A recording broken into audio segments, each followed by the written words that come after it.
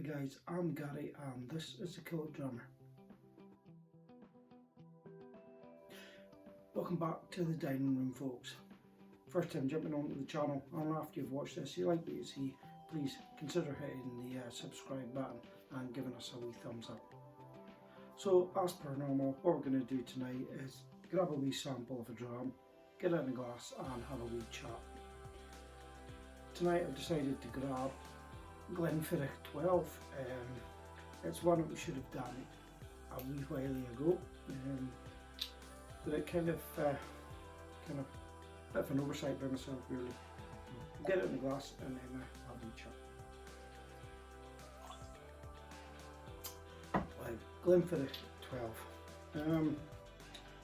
It is probably your most quintessential Scotch single malt that's out there.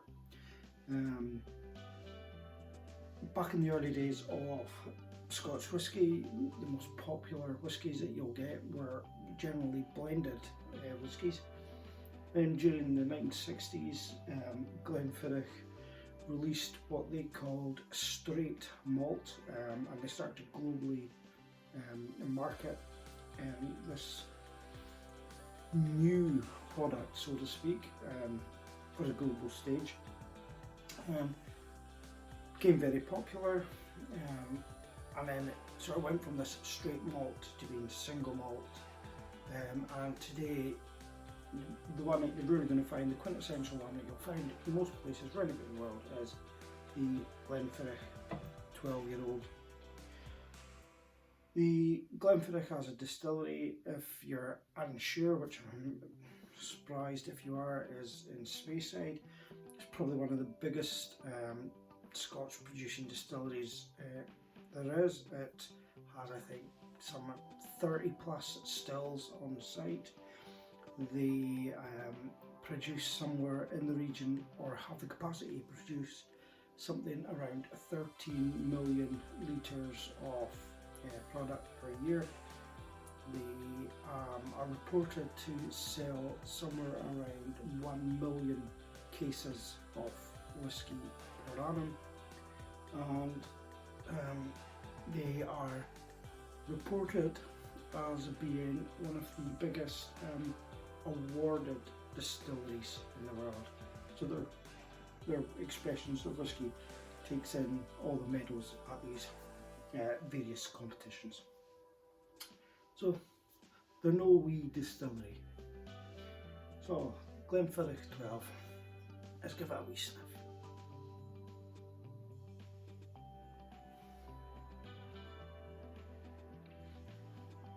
Straight off you get that Speyside influence of orchard fruits, pears, apples.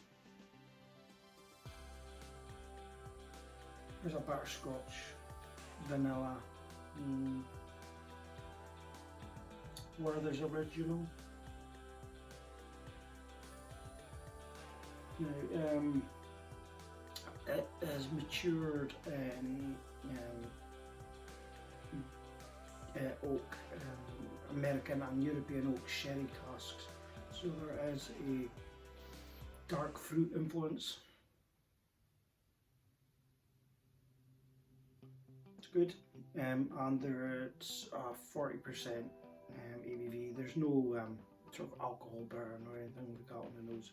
It's just a refreshing, quite clean, fruity nose. Yeah, let's give it a wee taste.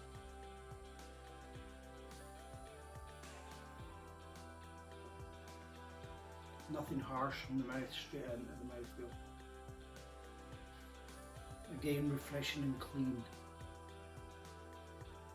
Sherry influence is there, but for me it's more the sort of orchard fruit, that appleness, that apple juice almost.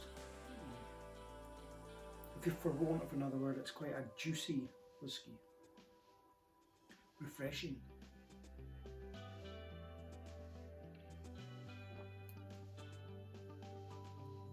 Slight licorice on the finishing It's quite a long finish, quite mellow. And again, as with the nose, there's no harshness to it. There's no alcohol burn. A lot of people will use Glenfiddich 12 as almost like a reference point for whiskies. If they're going to have several different whiskies that evening, they might start with a Glenfiddich 12 to give them that reference for the other whiskies as they go on throughout the evening. You know, they know its age, they know its taste, they know what it's like, so they can base how they taste and view the other whiskies from that evening. It's quite a good one for doing that sort of thing. Glenfiddich 12, I think a lot of people all have had it at the start of their journey, and then they sway away, you know, and they're now sitting comfortably with their cask strength limited edition whiskies. But sometimes it's nice to go back and just look at some of the whiskies that helped you start your journey. And Glenfiddich 12 is one of those. Sponge.